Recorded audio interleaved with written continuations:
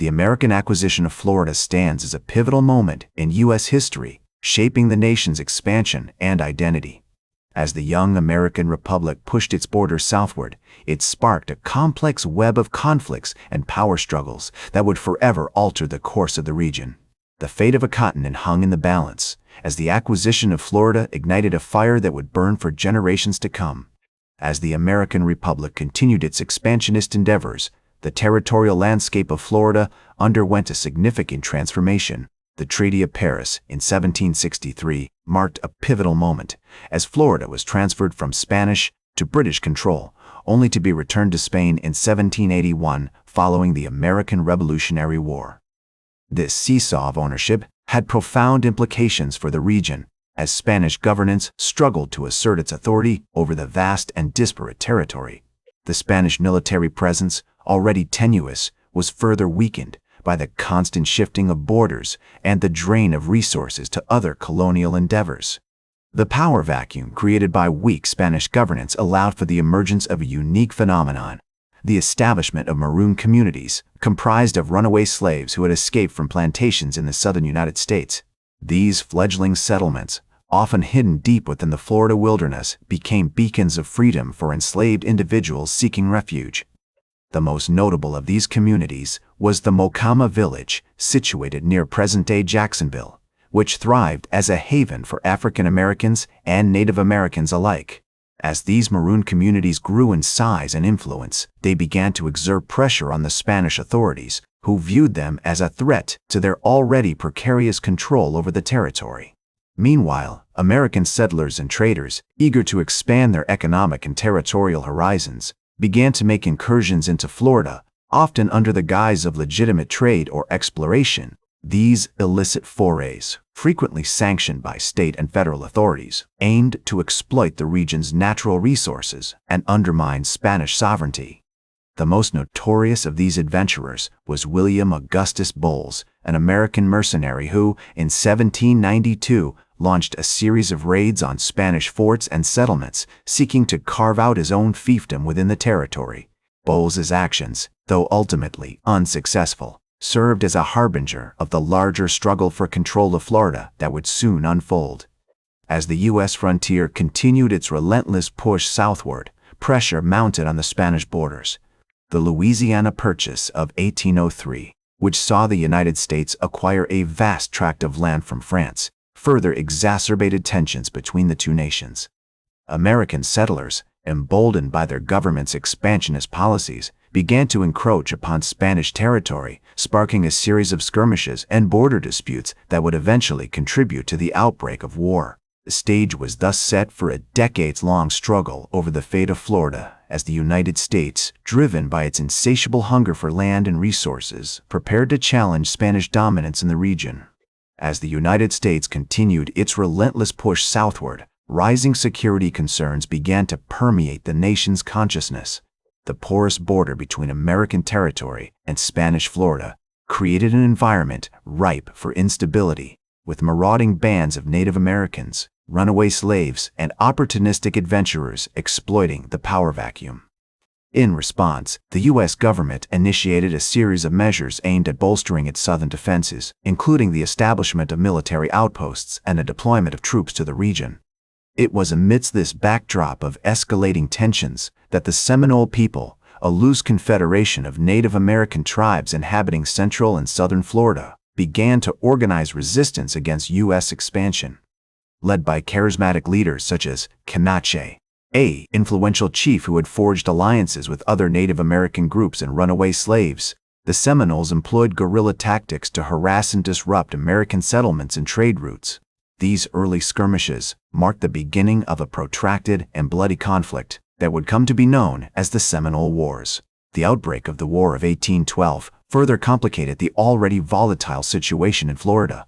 British agents, seeking to undermine American authority and create chaos on the southern frontier, began to secretly supply and advise the Seminoles, encouraging them to intensify their resistance against U.S. expansion. This clandestine support emboldened the Native American tribes, who launched a series of daring raids on American settlements and military outposts, including the notorious attack on the village of Noonanville in 1812. As violence escalated along the borderlands, the U.S. government responded by militarizing the region, deploying increasing numbers of troops and establishing a network of forts and outposts to assert its authority. The construction of Fort St. Mark's, situated near present-day Tallahassee, marked a significant milestone in this process, providing a strategic stronghold from which American forces could launch operations against Seminole strongholds. However, the militarization of the borderlands also created an environment in which violence and reprisal became increasingly entrenched, setting the stage for a cycle of bloodshed and retaliation that would characterize the Seminole Wars for decades to come. As the Seminole Wars raged on, a new player emerged to shape the fate of Florida: Andrew Jackson, the future President of the United States. In 1860, Jackson, then a major general in the U.S. Army, was tasked with leading a military campaign against the Seminoles, who were still receiving clandestine support from British agents. However, Jackson's zeal for expansion and his disdain for Native American resistance soon led him to exceed his authority, launching an unauthorized invasion of Spanish Florida. With a force of over 3,000 troops, Jackson marched into Florida, determined to crush the Seminole tribes once and for all. His campaign was marked by brutality and destruction, as he targeted Seminole villages and crops, seeking to break the will of the Native American resistance. The village of Miccosukee, a major Seminole stronghold, was among the first to fall, its inhabitants either killed or forced to flee into the surrounding swamps. Jackson's men also destroyed the village of Tallahassee, leaving its residents without food or shelter. The most infamous incident of Jackson's campaign, however, was the execution of two British subjects, Robert Ambrister and Alexander Arbuthnot, who were accused of aiding the Seminoles. Despite being civilians, they were court-martialed and found guilty, with Jackson himself presiding over the trial. The execution sparked international controversy, with the British government protesting the killings as a gross violation of their citizens' rights. The destruction wrought by Jackson's campaign was not limited to human life alone. The environment itself suffered greatly as well. The once pristine waters of the Apalachicola River were choked with the bodies of slain Seminoles and their horses, while the surrounding forests were scarred by the burning of villages and crops. The very fabric of Seminole society was being torn apart, as their traditional way of life was disrupted by the relentless military pressure. As news of Jackson's actions reached Washington, a mixture of outrage and admiration greeted his exploits. While some politicians condemned his unauthorized invasion and the executions of British subjects, others saw him as a hero who had finally brought order to the chaotic borderlands. The Spanish government, meanwhile, was horrified by the destruction of their territory and the killing of their Native American allies, and they lodged a formal protest with the U.S. government.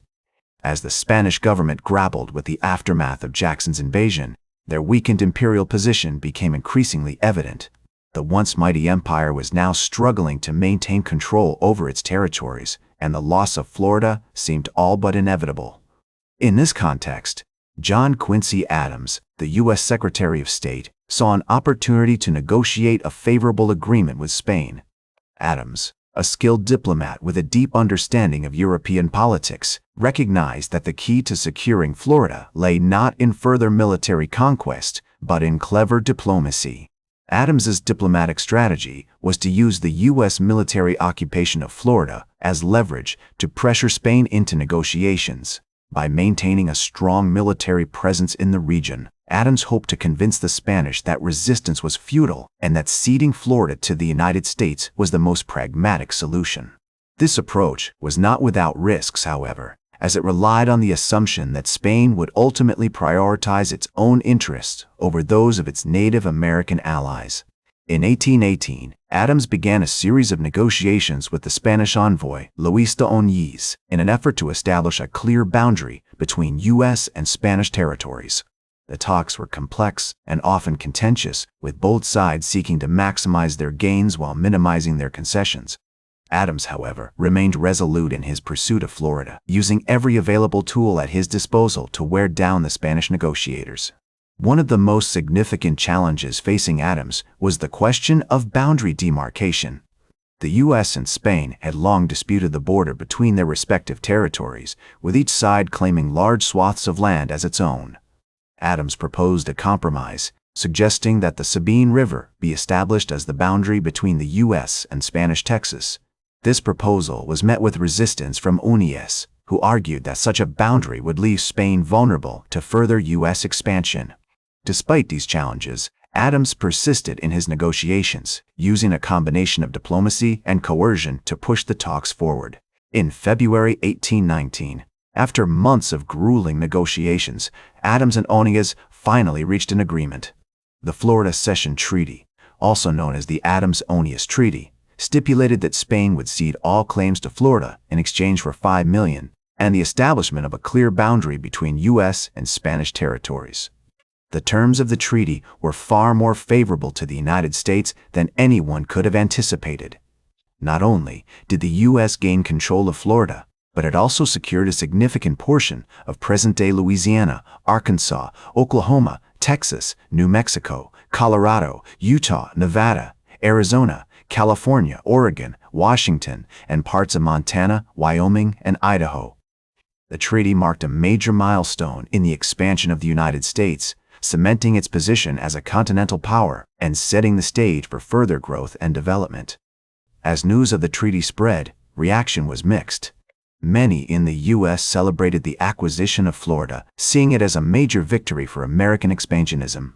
Others, however, were more critical, arguing that the treaty had been negotiated at too high a cost and that the U.S. had compromised its values by abandoning its Native American allies. In Spain, the reaction was one of outrage and disappointment, with many feeling that their government had betrayed its own interests and those of its people. As the news of the Adams-Núñez Treaty spread, attention turned to the U.S. Senate, where the agreement would need to be ratified before it could take effect. The treaty was submitted to the Senate on January 26, 1819, and a lively debate ensued. Senators from the southern states, who had long been eager to expand American territory, were strongly in favor of the treaty, while those from the Northeast were more skeptical, citing concerns about the cost of the acquisition and the potential for conflict with Native American tribes. Despite these reservations, the Senate ultimately approved the treaty on February 19, 1819, by a vote of 24-6. The agreement was then sent to Spain for ratification, but the Spanish government delayed, hoping to extract further concessions from the United States. It wasn't until October 1820 that the Spanish king, Ferdinand VII, finally ratified the treaty, and even then, it was with great reluctance. With the treaty now formally ratified by both parties, attention turned to the practical details of transferring ownership of Florida from Spain to the United States. On July 10, 1821, a formal ceremony was held in Pensacola, during which Spanish officials handed over control of the territory to their American counterparts. The transfer was marked by a symbolic exchange of flags, as the Spanish banner was lowered and the stars and stripes were raised in its place. As the United States took administrative control of Florida, it faced numerous challenges in incorporating the new territory into the federal system. One of the most significant hurdles was the need to establish a functional government, which would require the creation of new laws, institutions, and bureaucratic structures. The U.S. Congress passed the Florida Enabling Act on March 30, 1821, which provided for the establishment of a territorial government, but it would take time and effort to bring this framework into operation. Meanwhile, the U.S. military played a crucial role in maintaining order and stability in the newly acquired territory. American troops had been stationed in Florida since the Spanish Cession, and they continued to patrol the region, suppressing any remaining Native American resistance and protecting American settlers as they began to arrive in greater numbers. As the territorial government took shape, it faced the daunting task of reconciling the competing interests of different groups, including Native Americans, African Americans, and white settlers, all of whom had their own distinct claims and aspirations. The legal incorporation of Florida into the United States also posed significant challenges, particularly with regards to the status of slaves in the territory. The Adams-Núñez Treaty had stipulated that Spain would cede all claims to Florida, but it did not explicitly address the issue of slavery, which was a highly contentious topic at the time. As a result, there was considerable uncertainty about how the laws and institutions of the United States would apply to the new territory, particularly with regards to the status of enslaved people. As the territorial government of Florida began to take shape, the issue of slavery became a pressing concern. The Adams-Onis Treaty had not explicitly addressed the status of slaves in the territory, leaving it to the U.S. Congress to determine how to proceed. In 1821, Congress passed a law allowing slaveholders from other states to bring their enslaved people into Florida, paving the way for the expansion of plantation slavery in the territory. This move was met with enthusiasm from Southern planters, who saw Florida as a prime location for growing cotton and sugarcane. As the number of slaves in Florida grew, so did the presence of plantations. By the mid-1820s, large-scale plantations had become a common feature of the Florida landscape, with enslaved people working long hours to cultivate crops and tend to livestock. The expansion of slavery in Florida was not without its challenges, however. Many enslaved people resisted their bondage, and some even escaped into the wilderness or joined Seminole communities. The Seminoles, who had long been a thorn in the side of American authorities, renewed their resistance to U.S. control in the early 1820s. Led by charismatic leaders such as Micanopy and Osceola, the Seminoles launched a series of raids against American settlements and military outposts. The U.S. government responded with force, deploying troops to Florida to quell the uprising. The Second Seminole War, as it came to be known, would last for several years and claim the lives of hundreds of soldiers and civilians. As the conflict with the Seminoles continued, the U.S. government began to exert its authority in the Southeast more broadly. In 1825, Congress passed the Indian Trade and Intercourse Act, which prohibited white settlers from encroaching on Native American lands without permission from the federal government. However, this law was often ignored or circumvented by settlers and speculators who saw the region as a prime opportunity for profit. The roots of Indian removal, a policy that would have far-reaching consequences for Native American communities, can be traced back to this period. As the U.S. government sought to expand its territory and assert its authority, it began to view Native American tribes as obstacles to progress. The Indian Trade and Intercourse Act was an early attempt to regulate the relationship between white settlers and Native Americans, but it ultimately failed to prevent the displacement and marginalization of indigenous peoples. Florida played a significant role in the broader context of Southern expansion during this period. As the territory became increasingly integrated into the U.S. economy, it attracted settlers and investors from across the South. The expansion of slavery in Florida was part of a larger trend, as the institution of slavery spread throughout the region. The territorial government's efforts to assert its authority over Native American tribes also reflected a broader pattern of federal policy, which sought to consolidate control over the Southeast and pave the way for further expansion. By the early 1830s, the stage was set for the forced relocation of thousands of Native Americans from their ancestral lands to Indian Territory, present-day Oklahoma. The Indian Removal Act of 1830, signed into law by President Andrew Jackson, provided the legal framework for this policy. As the U.S. government began to implement the removal of Native American tribes, Florida would play a significant role in the drama that was about to unfold. In 1832, the Seminoles, who had been resisting U.S. authority for decades, were forced to sign the Treaty of Payne's Landing, which required them to cede their lands in Florida and relocate to Indian Territory. The treaty marked the beginning of the end of Seminole resistance in Florida, as many tribe members were forcibly removed from their homes and sent west. The legacy of this period would be felt for generations to come, as the removal of Native American tribes had a profound impact on the demographics, economy, and culture of the region. The American acquisition of Florida marked a pivotal moment in the nation's expansion, shaping the course of its history and leaving an indelible mark on the lives of its indigenous peoples, enslaved Africans, and European settlers. The complex tapestry of events that unfolded in this period, from the Adams-Onis Treaty to the forced relocation of Native American tribes, serves as a poignant reminder of the power dynamics at play in the pursuit of territorial ambition. As we reflect on the triumphs and tragedies of this era, we are compelled to acknowledge the profound consequences of these events, which continue to resonate in the modern-day struggles for justice, equality, and reconciliation. The The story of Florida's acquisition is a testament to the enduring legacy of history, a reminder that the past is never truly past, but rather an integral part of our shared humanity. Thank you for joining me throughout this historical journey. Until we meet again, I'm Herodotus, reminding you that history isn't just a story, it's our story. Remember to like, share, and subscribe, and until next time, remember that to understand the present, we must first understand the past.